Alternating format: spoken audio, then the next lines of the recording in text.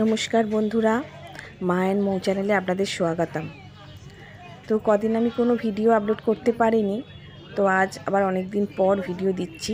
এই আমি একটু বেড়াতে গিয়েছিলাম। তো এই যে বন্দে ভারত এক্সপ্রেসে করে আমরা পুরী গিয়েছিলাম 6 জন মিলে। তো আমরা ট্রেনে উঠে পড়েছি, গিয়েছিলাম গত শুক্রবার, আর আজকে শুক্রবার, এই এক সপ্তাহ হলো। তো এই দেখুন বন্দে ভারতে করে খুব ভালো গেছি আমরা, জানেন তো। এই দেখুন না, উঠেই আমাদের কিছুক্ষণ বসার পর আমরা যে যা সিটে বসলাম।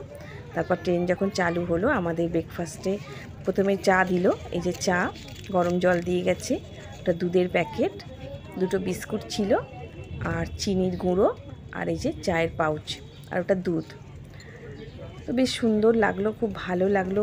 মানে বন্দে ভারতে যাওয়ার প্রথম অভিজ্ঞতা আমার, বেশ ভালো ছিল। আমার মনে হয় আমি যখনই বেড়াতে কোথাও যাব, মনে হয় বন্দে ভারতে করেই যেন যাই। এত সুন্দর না, কি বলবো, খুব ভালো লেগেছে আমার।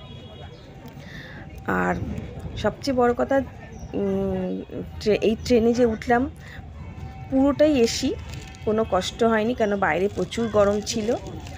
আর এই যে দেখুন আমাদের চলে এসছে ব্রেকফাস্টে দিয়েছে বাটার আছে, একটা কেক আছে, এই দেখুন জ্যাম আছে, আর সসও আছে, এটা জ্যাম, আর 2 পিস পাউরুটি আছে এর ভেতরে, 2 পিস পাউরুটি।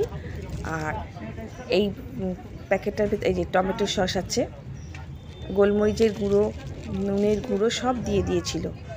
আর দাঁড়ান প্যাকেটটা খুলে আপনাদের দেখাই কি আছে।